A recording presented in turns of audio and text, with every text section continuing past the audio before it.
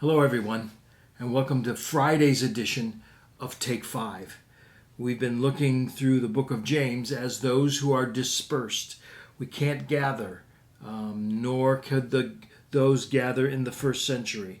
And yet we still need instruction, we still need fellowship, and James is giving us the words of instruction for those of us that need it, that are scattered. And he's been talking about our circumstances primarily of trials in this first chapter.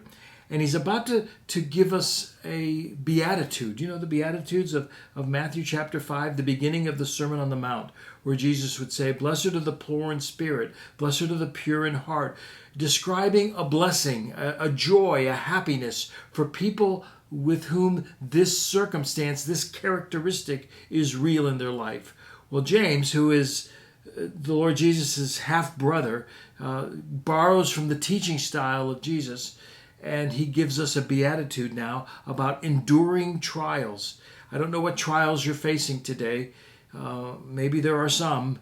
Maybe it's really big, or maybe it's just the routine trials of pandemic and COVID, and I can't believe I just said routine and pandemic in the same sentence.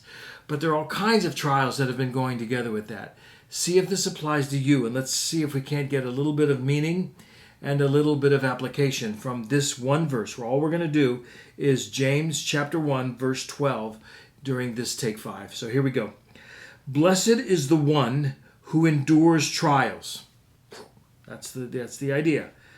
Because when he has stood the test, he will receive the crown of life that God has promised to those who love him.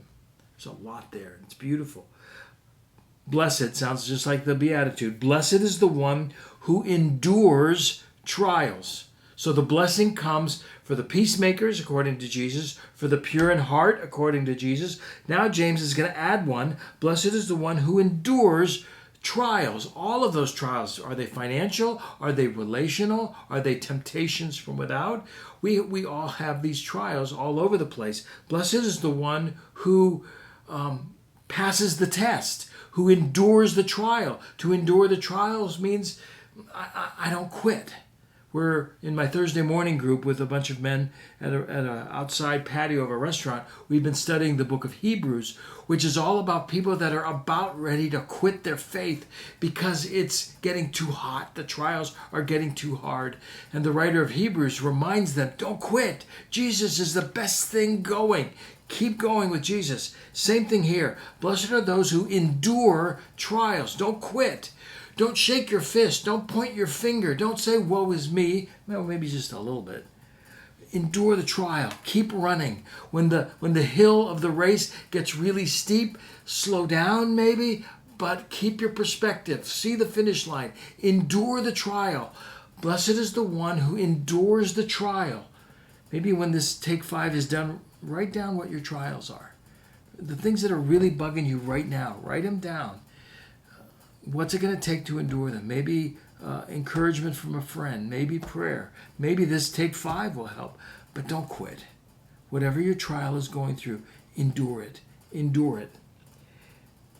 Blessed is the one who endures trials. And the reason we are blessed, it's not just the character that is produced now. That was earlier in the book of James. God is producing character in us right now, and that causes joy.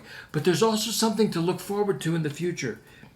Because when he has stood the test, when you pass that test, you will receive the crown of life. Throughout the New Testament, there are all kinds of crowns that are promised to believers. An imperishable crown, a crown of rejoicing, a crown of righteousness, a crown of glory, and here a crown of life. The crown, think about an Olympic medal. In those days, they wore crown wreaths when they won the race. He's finished the race. Win the race, and you'll get a great crown. I don't know exactly what that means, but it does mean we will be praised and honored.